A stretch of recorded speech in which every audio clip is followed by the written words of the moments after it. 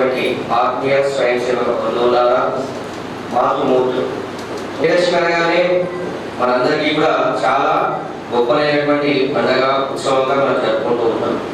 ఒకసారి మనకు తెలిసిన విషయమే అయినప్పటికీ విజయదశమి యొక్క ప్రాశస్మి అనగానే మనకు ముందుగా గుర్తుకొచ్చేది రావణుడికి సంబంధించినటువంటి రోజుగా మనం చూస్తాం. శ్రీరాముడు రావణుని సంహరించడం జరిగింది. అంతేకాకుండా దుర్గామాత మహిషాసురుడు విష్ణు మహేశ్వరుడికి సాధ్యం కాకపోగా సాక్షాత్తు శక్తి స్వరూపమైనటువంటి అమ్మవారు సకల దేవతల దగ్గర ఉన్నటువంటి ఆయుధాలు, అంతేకాకుండా విజయదశమి రోజుని మనం ఎంత పవిత్రంగా భావిస్తామంటే ఒక బ్రాహ్మణుడి దగ్గరకు పండితుడి దగ్గరకు వెళ్ళి ఒక మంచి ముహూర్తాన్ని, తిథిని, నక్షత్రాన్ని వీటన్నిటిని మనం చూస్తూ ఉంటాం.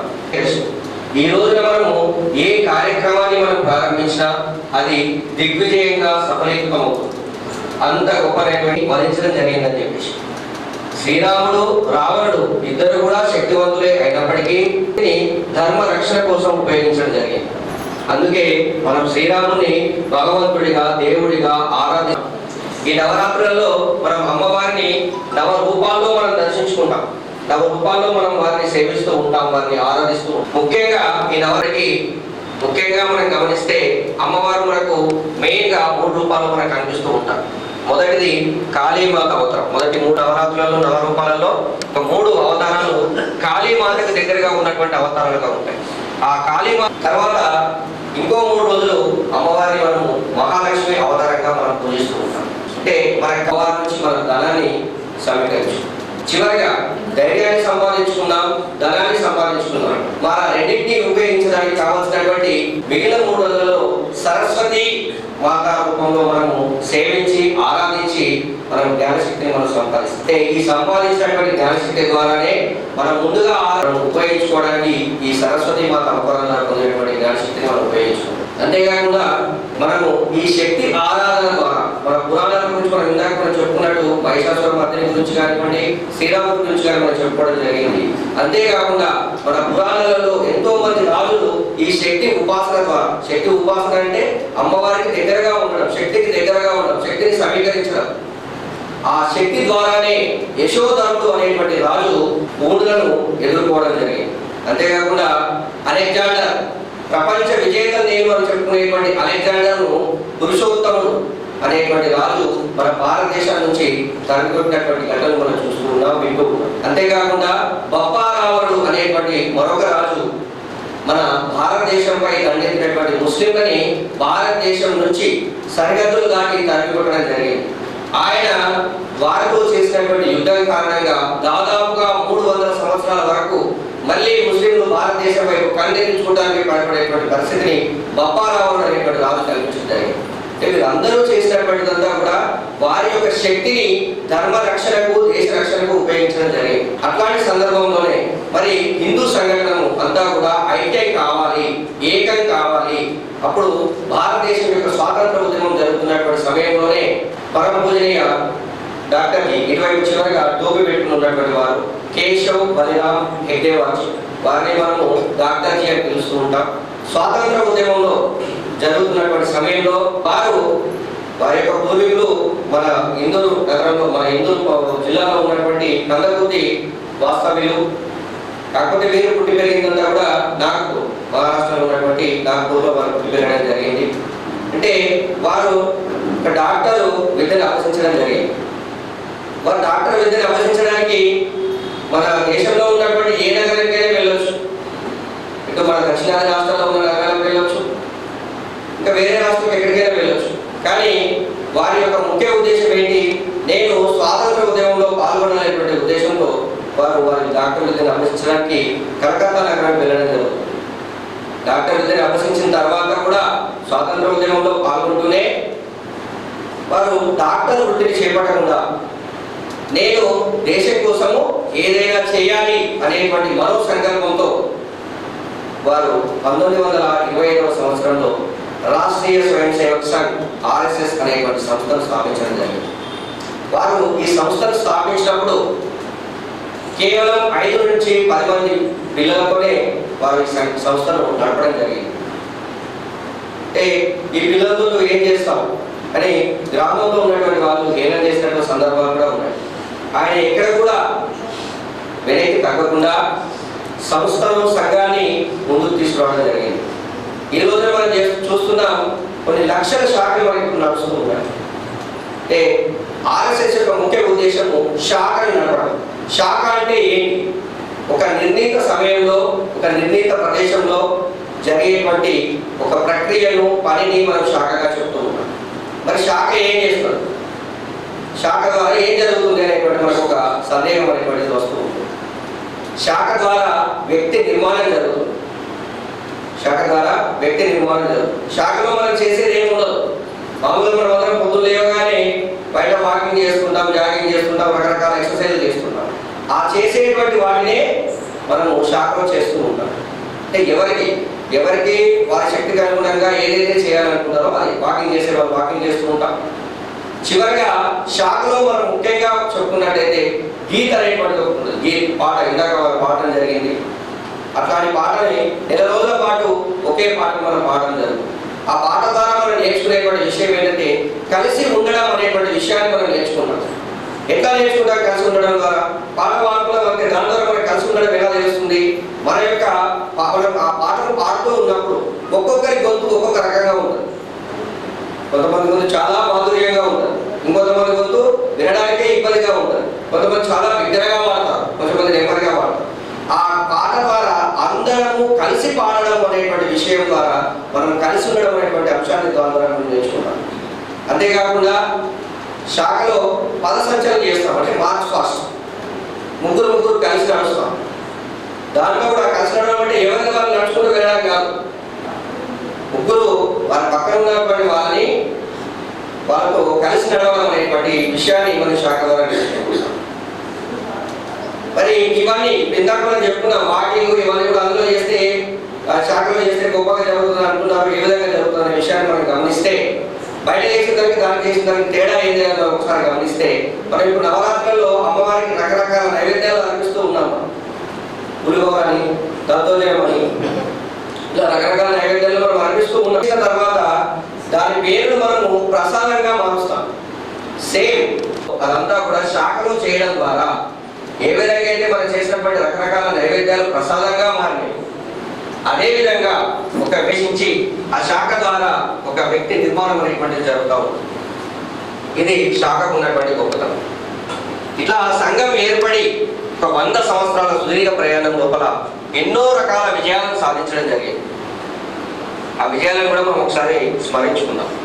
ఏం చేస్తుందంటే వారు ఒకటే మాట చెప్పారు, సంఘ్ కుచ్ నహీ కరేగా స్వయం సేవక్ దేన్ని వదిలిపెట్టరు. చాలా మంది మాట్లాడుతూ ఉంటారు ఆర్ఎస్ఎస్ అంటే వ్యతిరేకంగా మాట్లాడేటువంటి వాళ్ళను మాత్రమే వ్యతిరేకిస్తారు, వేరే ఎవరిని కూడా వ్యతిరేకించరు. దేశాన్ని ఎవరైతే వ్యతిరేకిస్తారో వారిని మాత్రమే వ్యతిరేకిస్తూ ఉంటారు. ఈ విధంగా సంఘం ఏర్పడి ఎన్నో విజయాలు సాధిస్తున్నటువంటి క్రమం లోపల రామ జన్మభూమి మనం చూసాం.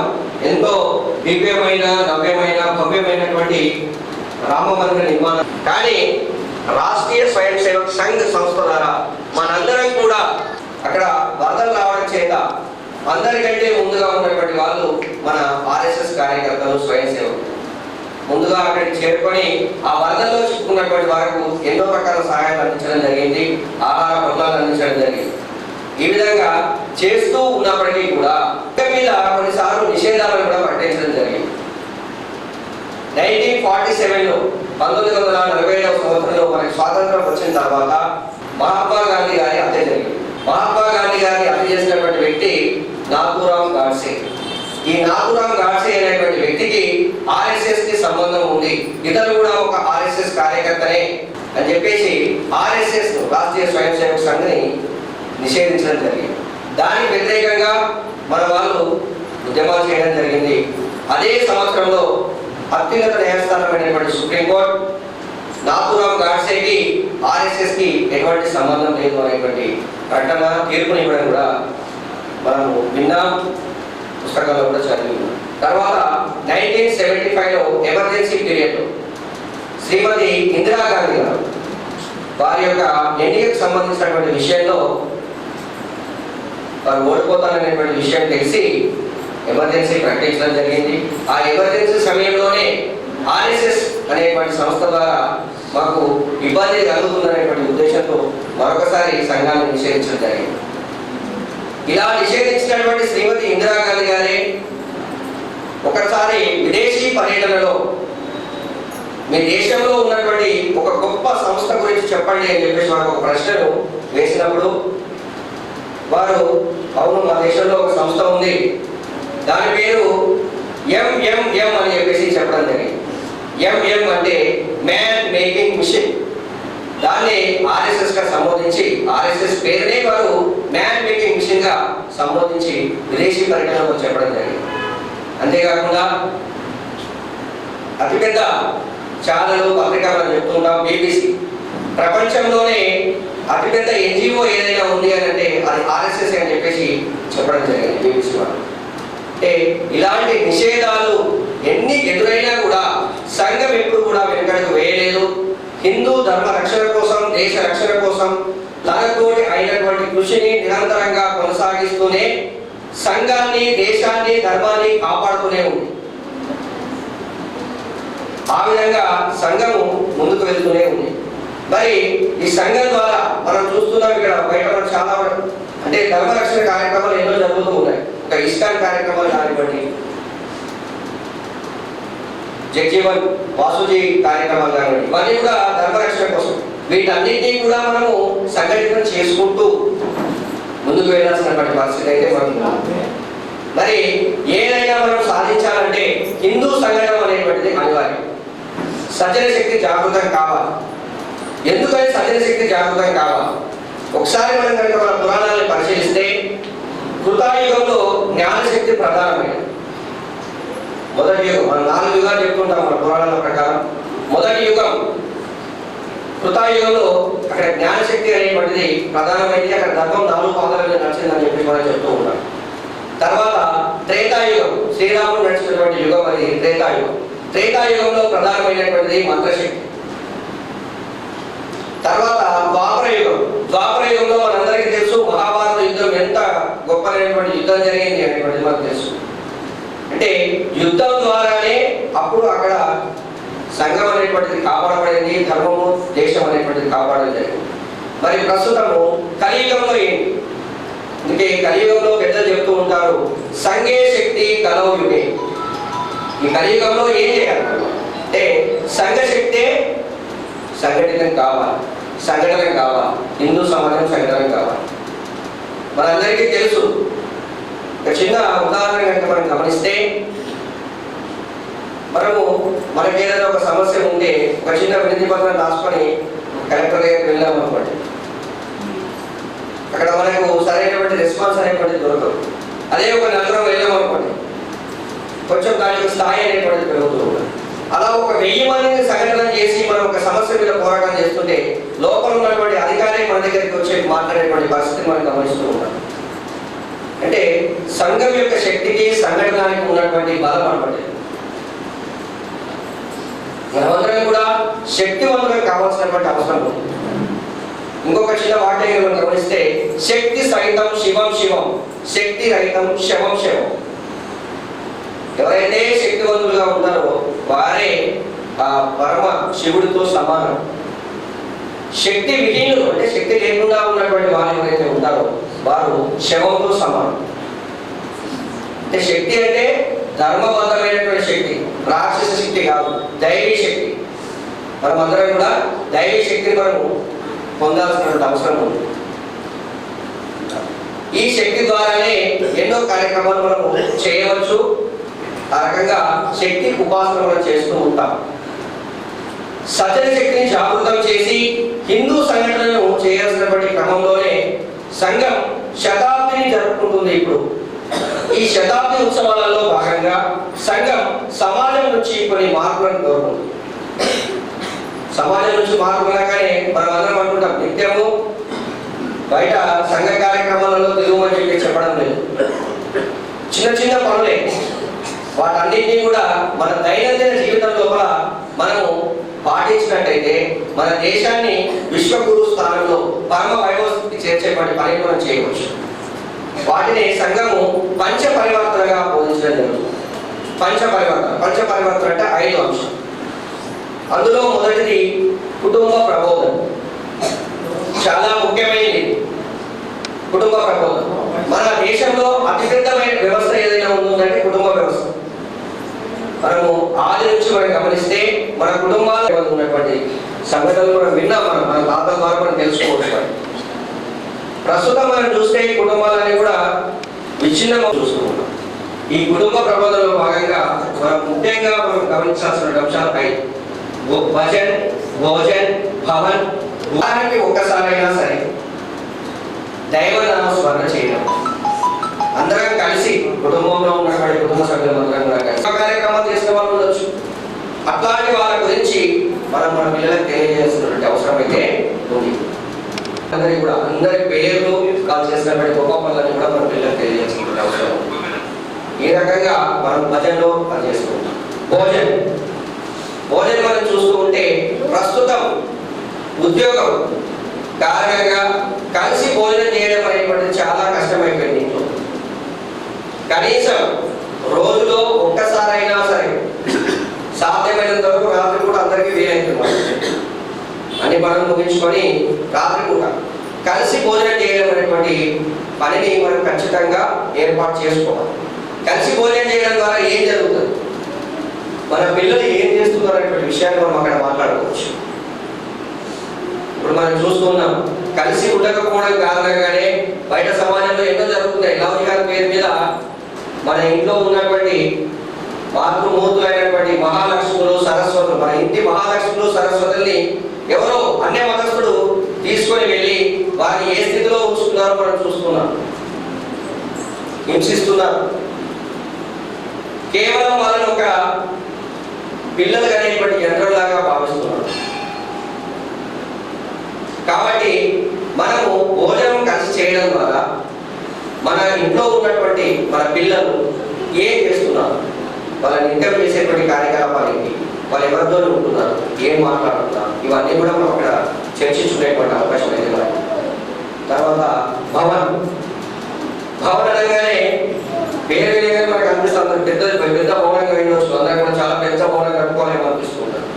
భవన్ అంటే ఉన్నటువంటి 2 రూములైనా సరే, 1 రూమ్ అయినా సరే పూజ గది ఖచ్చితంగా ఉండాలి.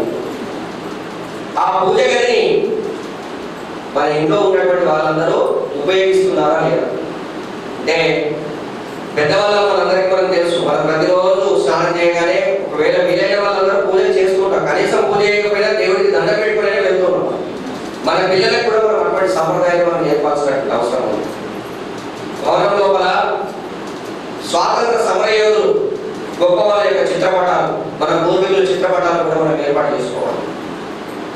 వాటి ద్వారా కూడా మనం మన పిల్లలకి ఎన్నో విషయాలు మనం బోధించడం అనేటువంటి అవకాశం అనేది ఉంది. తర్వాత భూష అంటే వస్త్రం. మనం ధరించేటువంటి వస్త్రాలు ఏ రకంగా ఉన్నాయనేది మనం ఒకసారి ఆలోచించుకోవాలి. కనీసం ఉత్సవాలప్పుడు, పండుగలప్పుడు, గుడికి వెళ్ళినప్పుడు అయినా సరే సాంప్రదాయ దుస్తులను మనం ధరించాల్సినటువంటి అవసరం అయితే ఉంది. ఇప్పుడు ఉన్నటువంటి యువతను మనం కనుక చూస్తే చాలా మంది కనీసం పంచ కట్టుకోవడం కూడా రాదు. పంచ కట్టుకోవడం రాదు, అందరం కూడా లుంగీలు కడుతున్నాం. ఇప్పుడు లుంగీలు కడుతున్నాం అంటే మన సాంప్రదాయాన్ని మనం నేర్చుకోవాలి. మన సాంప్రదాయాన్ని మనం నేర్చుకొని మనం కాపాడితేనే భవిష్యత్ తరాలకు మనం దాన్ని అందించగలం. అంటే ఇక్కడ భూషణ కూడా మనము సాంప్రదాయ వస్త్రాధారణ కింద మనం చెప్పుకుంటాం. తర్వాత భాష ప్రస్తుతము మొత్తం ఇంగ్లీష్ మీడియం స్కూల్స్ అయిపోయినాయి. అన్నీ కూడా పిల్లలు ఎక్కడికి వెళ్ళినా ఇంగ్లీష్లో మాట్లాడాలని తల్లిదండ్రులు బాగా కోరుకుంటారు. డబ్బులు చాలా పెట్టి చదివిస్తున్నాం మనము, పిల్లలందరూ కూడా ఇంగ్లీష్ మాట్లాడాలని కోరుకుంటున్నాం. అంటే ప్రస్తుతం ఉన్నటువంటి ఈ పోటీ ప్రపంచానికి ఇంగ్లీష్ భాష అవసరమైనప్పటికీ కనీసం ఇంట్లోనైనా మనము మాతృభాషలో సంభాషించేటువంటి అవకాశాన్ని మనం పిల్లలకు కల్పించాలి. మనం చూసుకుంటున్నాం అంటే మన మాతృభాష అంటే తెలియే కాదు, మన ఎవరి భాష, కొంతమంది హిందీ ఉండొచ్చు, మరాఠీ ఉండొచ్చు. అప్పుడే మన భాషని మనము భవిష్యత్ తరాలకు మనం అందించగలుగుతున్నాం. ఇప్పటికే మనం చూస్తున్నాం బయట బోర్డులు అన్ని ఇంగ్లీష్ బోర్డులే ఏర్పాటు చేస్తున్నాం మనం బయట అన్ని కూడా. అట్లా మనకు కూడా అదే అలవాటు అయిపోయింది. కాబట్టి రెండవ పరివర్తన అంశం స్వదేశీ, స్వ ఆధారిత జీవనం. అంటే ఇతరులపై ఆధారపడకుండా జీవించడం. మన భారత ప్రభుత్వము ఇటీవల ఒక పిలుపునివ్వడం జరిగింది, స్వదేశీ వస్తువులనే వాడాలని అని చెప్పి. అంటే మన దేశంలో తయారైన వస్తువులనే మనం ఉపయోగించడం. Make in India, made in India, vocal for local ఇట్లాంటి నినాదాలతో స్వదేశీ వస్తువులను వాడండి అని ప్రభుత్వం చెప్పడం జరిగింది. చాలా వరకు మనం మార్పులు కూడా గమనిస్తూ ఉన్నాం. స్వదేశీ వస్తువులని మనం వాడుకుంటున్నాం. స్వదేశీ వస్తువులు అంటే కేవలం మన దేశంలో తయారైన వస్తువులే కాదు, స్వధర్మీయుల దగ్గర వస్తువులను కొనడం కూడా స్వదేశీ. అంటే మన ధర్మం తెలిసినటువంటి వాళ్ళ దగ్గరే మనం వస్తువులు కొనేటువంటి ప్రయత్నం చేయాలి. అన్ని మతస్థుల దగ్గర మనం వస్తువులను కొంటూ ఉన్నాం. ఆ డబ్బు ద్వారా రేపు భవిష్యత్తుకు వాళ్ళే మన మీద కత్తులు నూరేటువంటి పరిస్థితిని మనంతా మనమే తెచ్చుకున్న వాళ్ళం. అంతేకాకుండా ఇప్పుడు జరుగుతున్నటువంటి నవరాత్రి ఉత్సవాల్లో మనం ఎన్నో పూలను ఉపయోగిస్తున్నాం. ఆ పూలను మనం ఎక్కడ కొంటున్నాం మనం ఒకసారి ఆలోచించాలి. మన ఇంటి దగ్గర కాసిన చెట్టుకు ఉన్న పూలనే ఇంట్లో పోగానే నీళ్ళు చల్లుతాం. మనం బయట ఉన్నటువంటి పూలను కనుక గమనిస్తే ఒక్కొక్కడు కనీసం వారం స్నానం చేయడం ఉంటాడు. ఇంట్లో స్నానం చేసిన తర్వాత మన ఇంట్లో ఉన్నటువంటి పిల్లలే ముట్టుకోం మనం. అట్లాంటిది మనము ఎవరో వారం రోజులు 10 రోజులు స్నానం చేయనటువంటి వాళ్ళ దగ్గర కొన్నటువంటి వస్తువులతోటి పూలతోటి మనము పూజలు కనుక చేస్తే మనము అమ్మవారి నుంచి మనం ఏం ఆరాధించినట్టు. ఒకసారి మనం అందరం కూడా దీన్ని ఆలోచించాలి. మన స్వధర్మీయుల దగ్గరనే సాధ్యమైనంత వరకు వస్తువులను కొనేటువంటి ప్రయత్నం చేయాలి. అంతేకాకుండా ఈ స్వదేశీలోనే మన సంస్కృతి కూడా, ముఖ్యంగా బొట్లు ధరించడం. ప్రస్తుతం ఉన్నటువంటి పిల్లలు ఎవరు కూడా బొట్లు ధరించడానికి విముఖత చూపిస్తున్నారు. దాన్ని అంతా కూడా తల్లిదండ్రులు మార్చాల్సినటువంటి అవసరం అయితే ఉంది. ముఖ్యంగా ఆడపిల్లలు కొంతమంది పెడుతున్నారు బొట్టు, అది దగ్గరికి పోయి ఒక పూతంతో పెట్టి చూస్తే తప్ప కనిపించదు. అంత చిన్న బొట్టు పెట్టుకుంటున్నారు. బొట్టు వెనుక కూడా ఎంతో కారణం దాగుంది. ఇప్పుడు మనం అటువైపు పోవాల్సిన అవసరం లేదు, కానీ అంటే బొట్టు యొక్క ప్రాముఖ్యత అంతా ఉంది మనకి. బొట్టు ధరిస్తే చూడగానే 2 చేతులు జోడించాలనేటువంటి భావన మనసు లోపల కలుగుతుంది.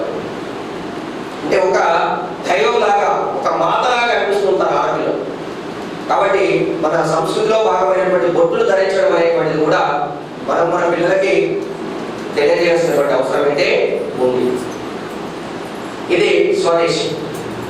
తర్వాత సామాజిక సమరసత. సామాజిక సమరసతలో ఒక చిన్న పాట.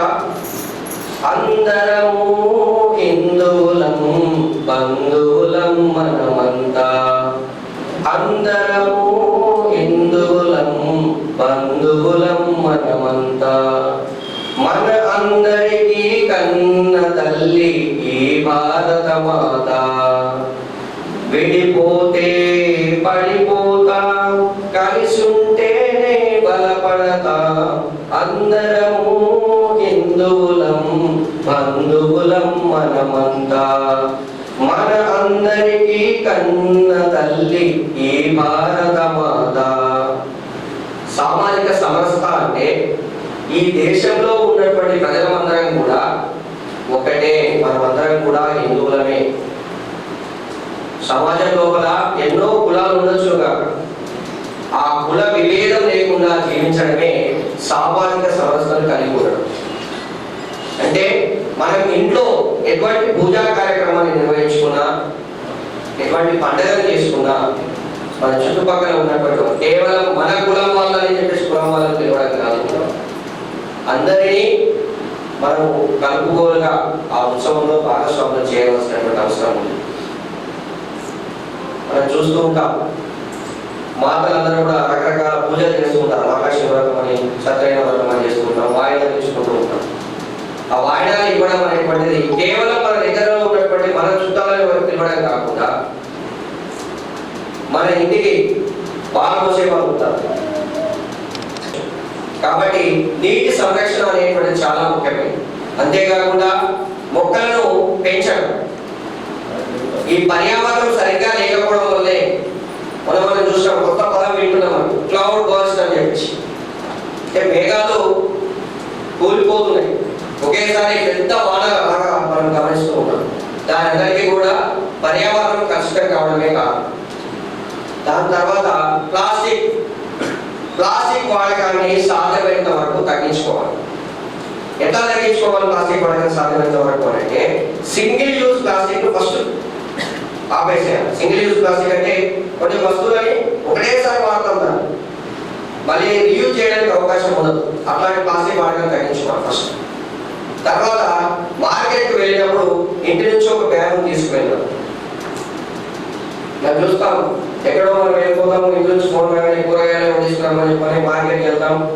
టమాటాలకు ఒక కవర్ వేస్తాం, పచ్చిమిర్చిలకు ఒక కవర్ వేస్తాం, ఉల్లిగడ్డలకు ఒక కవర్ వేస్తాం. ఎన్ని కూరగాయలు ఉంటే అన్ని కవర్లు, ఈ అన్ని కవర్లు అయితే మనం ఒకటే. ఇట్లా ప్లాస్టిక్ వాడకాన్ని మనం పెంచుతూ పోతూ ఉంటే అది భూమిలో కలిసిపోదు. మనందరికి తెలిసిన విషయం, భూమిలో కలిసిపోదు.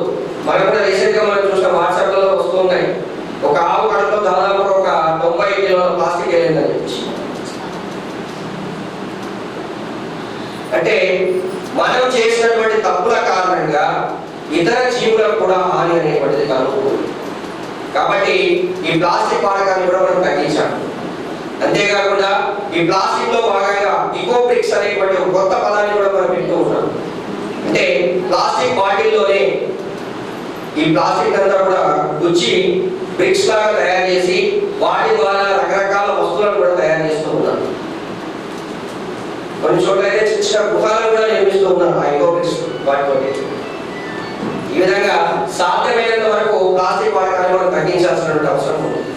తర్వాత చివరికి పౌర విధులు అంటే దేశభక్తిని కలిగి ఉండడం, దేశంలో ఉన్నటువంటి నియమ నిబంధనలు పాటించడం, చట్టాలను గౌరవించడం, ఇవన్నీ కూడా పౌర విధుల కింద మనం చెప్తూ ఉంటాం. ట్రాఫిక్ సిగ్నల్స్ పాటించడం, రాంగ్ రూట్ లో బండ్లు నడపకపోవడం, మైనర్ వాళ్ళకి వాహనాలు ఇవ్వకపోవడం, ఇవన్నీ కూడా పౌర విధుల కింద మనం చెప్తూ ఉంటాం. మనం చూస్తున్నాం, ముఖ్యంగా ఇప్పుడు మాధవనగర్ లాంటి రైల్వే గేట్ సమీపంలో మనం గమనిస్తే గేట్ పడిందంటే మొత్తం రోడ్డు మొత్తం బ్లాక్ చేసిస్తారు. ఎవరి రూట్లో వాళ్ళు వెళ్ళరు, ఎవరికి ఇష్టం వచ్చినట్టు వాళ్ళు వాహనాలు నడుపుతూ ఉంటారు. మరి ఇదంతా మరి మన వల్ల సాధ్యమవుతుందా అని మనం ఆలోచిస్తే ఏ పని కూడా అందరూ కలిసి చేయాలంటే సాధ్యం కాకపోవచ్చు. కానీ నేను అనేటువంటి భావన ద్వారా నేను ఒకటి చేస్తాను అని అందరం సంకల్పించుకుంటే మనం ఏ పనినైనా కూడా సాధించవచ్చు. ఇవి పౌర విధుల్లో మనం చెప్తూ ఉంటాం. అంటే చట్టాలు గౌరవించాలి. తర్వాత ఈ రకంగా సంఘం ఈ పరివర్తనల కారణంగా సమాజం నుంచి ఈ చిన్న చిన్న మార్పుల ద్వారానే దేశాన్ని పరమ వైభవ స్థితిలో విశ్వగురు స్థానంలో ఉంచాలని కోరుకుంటూ ఈ రకంగా మనమందరం కూడా సంఘం ఇచ్చినటువంటి ఈ పిలుపు మేరకు సజ్జన శక్తిని జాగృతం చేసుకొని ఈ దేశ రక్షణకు, ధర్మ రక్షణకు మనమందరం కూడా నడుం బిగించాలని కోరుకుంటూ ముగిస్తున్నాను. భారత్ మాతాకి జై. ప్రతిరోజు ఉదయం కేశవ ప్రభాత్ శాఖ నిర్వహించడం జరుగుతుంది. ఉదయం 6 గంటల నుంచి 7 గంటల వరకు ఇరాస్ కళాశాల మైదానంలో నిర్వహించడం జరుగుతుంది. దీనికి బాలలు, యువకులు వెళ్దాం, అలాగని మీరు పంపించండి. శ్రీ సూర్యప్రసాద్ గారికి రాష్ట్రీయ స్వయం సేవక్ హిందూ శాఖ హృదయపూర్వక ధన్యవాదాలు. ఈ కార్యక్రమం నిర్వహించడానికి స్థలాన్ని ఇచ్చి సహకరించిన శ్రీ వాసవి ఆదివాసీ సేవా సంఘం కమిటీ వారికి రాష్ట్రీయ స్వయం సేవక్ హిందూ శాఖ తరఫున ప్రత్యేక ధన్యవాదాలు. అదేవిధంగా పత్రికా మిత్రులకు కూడా ధన్యవాదాలు. మాతృభూమి నమస్తే సదా వత్సలే మాతృభూమి హిందూ భూమి సుఖం మహామంగళే పుణ్యభూమి వదతే మహామంగళే పుణ్యభూమి వదతే సకాలో నమస్తే నమస్తే ప్రభో శక్తిమన్ హిందూ రాష్ట్రభూతా ఏ సాధనం మాం నమామో వయం ప్రతియాయ కార్యాయ బద్ధాకటీయం సమాజ సందేశ తత్పుత్రయాంచ విశ్వస్య దేహి సశక్తిం ప్రతియాంచ విశ్వస్య దేహి సశక్తిం సుశీలం च विश्वस्य देहि सशक्तिर्न भवेत् श्रीराम जगत्से नमः भवेत् सुसंचितारे स्वयं श्रीकृतज्ञस्वरङ्कारे समुद्गचरित्रेयसस्तैकमुंसादनं मां नमामो वयं वनमसादनं नाम धरन्धरस्फुरत्वक्षयात्रे निष्ठा